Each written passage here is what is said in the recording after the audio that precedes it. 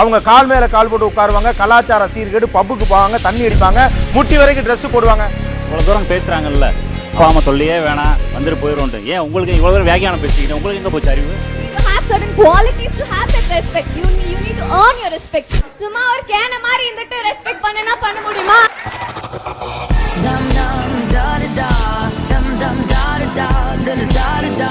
யதார்த்தத்தில் அறிவான பெண்ணை தேடுகிறீர்களா, இல்லை அழகான பெண் தான் வேண்டும் என்று ஆசைப்படுகிறீர்களா? ஏன் அதிகமாக படித்த பெண்ணை திருமணம் செய்த தயக்கம் காட்டுகிறீர்கள்? விட்டு கொடுக்க மனப்பான்மை இருக்காது சார். கண்டிப்பா அதிகம் படித்தால் விட்டு கொடுக்க மனப்பான்மை இருக்கு. நெக்ஸ்ட் வந்து சமைக்க தெரியாது. ஆமா. நெக்ஸ்ட் வந்து சுயநலமா இருப்பாங்க. படித்த பெண்களுக்கு வந்து உங்களுக்கு கொஞ்சம் சின்ன ஆணவம் இருக்கு. ஆணவம் படித்த பெண்களுக்கு கொஞ்சம் ஆணவம் இருக்கு. வேற நம்மள மாதிரி ஆண்கள் வந்து அவங்கள வந்து கட்டுப்படுத்த முடியாது. சொல்ற பேச்ச கேட்கறவங்கள தான் நம்மள ப்ரொடெக்ட் பண்ண முடியும். படிக்காத பெண்களை கல்யாணம் பண்ணிட்டா அவங்க வந்து நம்ம சொல்ற பேச்ச கேட்பாங்க. என்ன படிச்சிருக்கீங்க நீங்க? MBA, MMM, MPhil, PhD பண்ணிட்டு இருக்கீங்க சார். ஓகே. எதுல பண்ணிட்டு இருக்கீங்க PhD? மேனேஜ்மென்ட்ல. கொடுங்க மைக். சமைக்க தெரியுமா உங்க மனைவிக்கு? நல்லா சமைப்பாங்க. நல்லா சமைக்க தெரியும். எங்கேயோ போயிட்டடா நீ, எங்கேயோ போயிட்ட. இப்போ நான் BE தான் படிச்சிருக்கேன், அவங்க MBA படிச்சிருக்காங்க.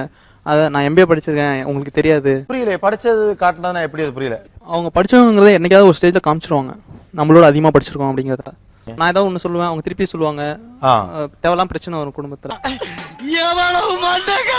ஓகே, தென் வேற என்ன? எதற்காக அதிகம் படித்த பெண்ணை திருமணம் செய்ய தயக்கம்? அந்த மேடம் சொன்னாங்க இல்லையா, கல்யாணம் ஆகிறதுக்கு முன்னாடி நான் குண்டா தான் இருந்தேன், கல்யாணம் ஆனதுக்கு அப்புறமும் நான் குண்டா தான் இருந்தேன். ஆனா கல்யாணம் ஆனதுக்கு அப்புறம் வாக்கிங் போக சொல்றது எனக்கு தப்பா தோணுதுன்னு எதை நினைச்சு சொல்லிருப்பாங்க. கணவன் வந்து எந்த விதத்துல சொல்லிருப்பாங்க, உன்னோட உடம்பு ஆரோக்கியமா இருக்கணும், அந்த எண்ணத்துல சொன்னா கூட அவங்களுக்கு தப்பா தெரியும். அது ஏண்டா டேய், எனக்குன்னே வருவீங்களாடா? இப்ப வந்து டைவர்ஸ் கேஸ் அதிகமா இருக்குன்னா 100% காரணம் வந்து ரொம்ப அதிகமான படிச்ச பெண்கள் இருக்கிற இடத்துல தான். நீ சொல்றதெல்லாம் உண்மையா? என்னைய கேனத்தனமா பேசிக்கிட்டு உண்மை இல்லாம பொய்யா சொல்றாங்க. காரணம் அவங்க வந்து ஒட்டு வர மாட்டிக்கிறாங்க. நான் பெருசா நீ பெருசா அப்படிங்கிற ஒரு வேற்றுமைங்கிறதுனால அந்த டைவர்சி வந்துருது. நான் அப்படியே ஷாக் ஆயிட்டேன் சார். அதிகமா படிச்சதுனாலதான் டிவோர்ஸ் கேசஸ் வருதுன்னு சொல்ல முடியாது. அந்த காலத்திலே டிவோர்ஸ் கேசஸ் இருந்தது, என்ன கோர்ட் வரைக்கும் போகும். இந்த காலத்துல என்னன்னா புருஷனை விட்டு பிரிஞ்சா தப்பு, சொசைட்டில தப்பா பேசுறாங்க, ஒரு பொண்ணை வந்து கேரக்டர் வைஸ் தப்பா பேசுறாங்க. ஒத்துக்கிட மனசு இல்லனாலும் அதான் நேசம். அன்னைக்கு இருந்துச்சு, ஆனா இன்னைக்கு வந்து ரொம்ப அதிகமா போச்சு. என்ன ப்ராப்ளம்னால சகிச்சிட்டு அந்த பொண்ணு வாழ்றா. ஆனா சின்ன சின்ன பிரச்சனைகளை கூட அவங்க பெருசாக்கி டைவர்ஸ் வரைக்கும் கொண்டு போயிடுறாங்க. என்ன பச்சிக்கிட்டு இருக்கா? எதுக்கு எனக்கு மடக்காம? அவங்க வந்து எங்களுக்கு ஃப்ரெண்டா அட்வைஸ் பண்ணா எதை வேணா நாங்க வந்து கேட்டுக்கிடுவோம். எங்களுக்கு வந்து ஆர்டர் போற சுப்பீரியர் ஆபீசரா நாங்க வந்து வைஃபை பார்க்கல, எங்களுக்கு அட்வைஸ் பண்ற ஃப்ரெண்டா அட்வைஸ் பண்ற ஃப்ரெண்டா வேணும் தான் எதிர்பார்க்கிறோம். படிச்ச பொண்ணா இருந்தா ஆர்டர் பண்ற சுப்பீரியரா இருக்க பாக்கும். ஆமா, அப்படியா தம்பி? ஒரு மனுஷன் போய் பேசலாம், ஆனா ஏக்கர் கணக்கில் எல்லாம் பேசக்கூடாது. அதிகம் படித்த பெண்ணை திருமணம் செய்ய வேண்டாம் என்று நினைப்பதற்கான ஒரு காரணம் சார். அவ்வளவுதான். இன்விடேஷன்ல ஆரம்பிக்குது சார் பிரச்சனை.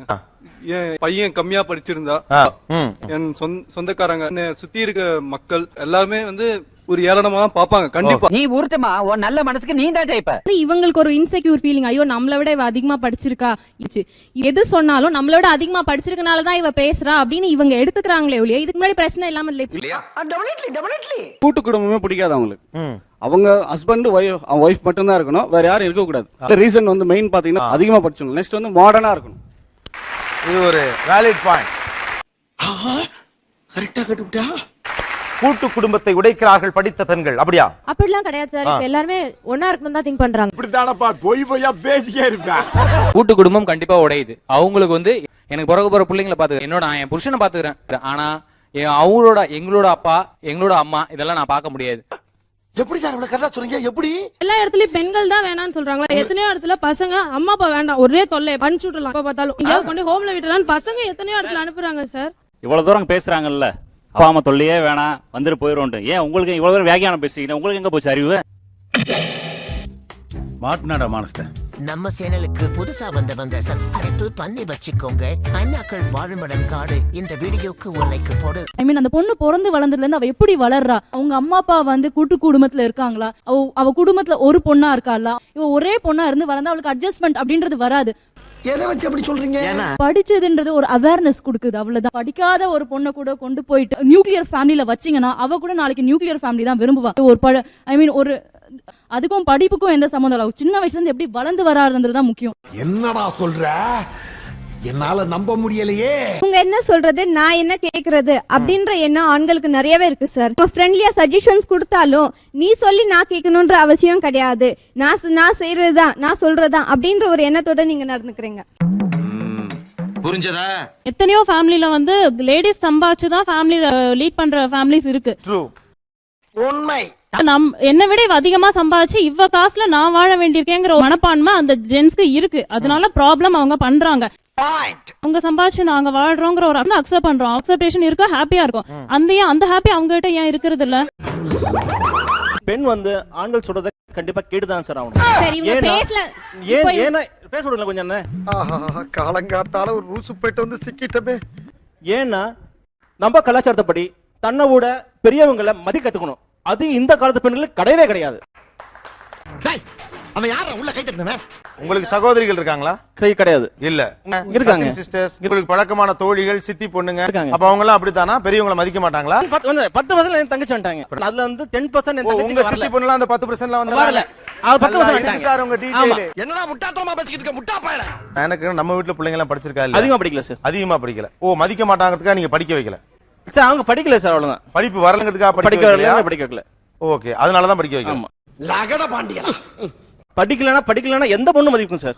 படிக்கலனா மதிப்பாங்க. உங்க தங்கச்சி மட்டும் நல்ல பொண்ணுன்னு சொல்லிட்டீங்க, அப்ப இங்க இருக்கவங்க கெட்டவங்களா?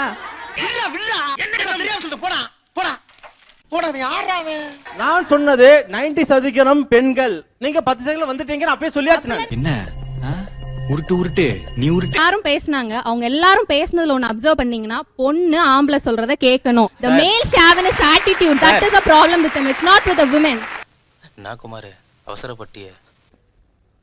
நான் என்ன விட அதிகமா படிச்ச பொண்ணுங்க வந்து என்ன பிரச்சனைனா, ஃபர்ஸ்ட் திங் வந்து கலாச்சார சீர்கேடு. அதிகமா படிச்ச பெண்கள் எல்லாம் பாத்தீங்கன்னா அடி செத்துக்க மாட்டாங்க, முடிக்கு தெரியற மாதிரி பேண்ட் போடுறது, ஷர்ட் போடுறது, சுத்துறது, இதுதான் அதிகமா படிச்ச பெண்கள் கிட்ட நடக்கிறது. தங்கதுரை ஒரு அளவுக்கு மேல பண்ணாங்க. படித்த பெண்கள் கலாச்சாரத்தை சீரழிக்கிறார்கள் ஒரு கம்ப்ளைண்ட் வைக்கிறார். Big accusation. அதிகமாக படித்த பெண்கள் முட்டிக்கு மேல Dress போட்டு கலாச்சாரத்தை சீரழிக்கிறார்கள். அவருக்கு என்ன பதில் சொல்ல போறீங்க? நான் நல்லா பண்றேனோ இல்லையோ, ஆனா நீ நல்லா பண்ற. அதிகமா படித்த பொண்ணுங்க வந்து அவங்க Dress கோட் பார்த்தா தெரியும் சார். போங்க சார், பெங்களூர் சிட்டிக்கு போங்க. என்ன பெங்களூர் சிட்டி எடுத்துங்க சார். ஹலோ, சிக்கிட்டா போடுறதுக்கு பாய சிக்கிட்டா. நாங்க சென்னை வந்து 2 years ஆச்சு. இங்க வந்து நான் நினைச்சா நான் எந்த பப்புக்கு வேணாலும் போலாம், எந்த ஹோட்டலுக்கு வேணாலும் போலாம். நான் போறதுல ட்ரெஸ் எப்படி பண்ணிட்டு வந்திருக்கேன். என்ன சொல்றீங்க? இங்க இருக்கிற எல்லாரும் படிச்சவங்க, எல்லாரும் போஸ்ட் கிராஜுவேட். உங்கள சொல்ல நான் சொல்றது வந்து ஒருத்தர் ரெண்டு. சரி ரெண்டு பேரும் சண்டை போடாதீங்க.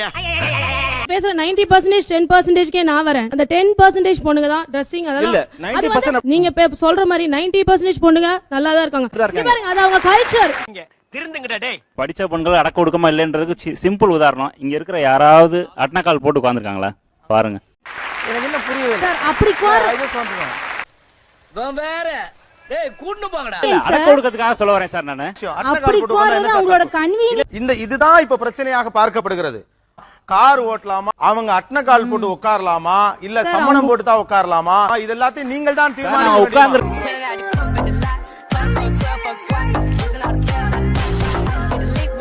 உட்கார்றது அவங்க கன்வீனியன்ட், Dress கன்வீனியன்ட். Dress பொறுத்து ஒரு பொண்ணை குறையா சொல்ல முடியாது. நீங்க பொண்ணுன்னா அடக்க ஒடுக்க வேணும்ன்றதுக்காக தான் நான் சொல்றேன். கீழ் வர்க்கத்துல இருந்துட்டு வைஃப அடிக்கணும் உதைக்கணும்னு நினைச்சு நீங்க இன்னும் கீழே போயிட்டு இருக்கீங்க.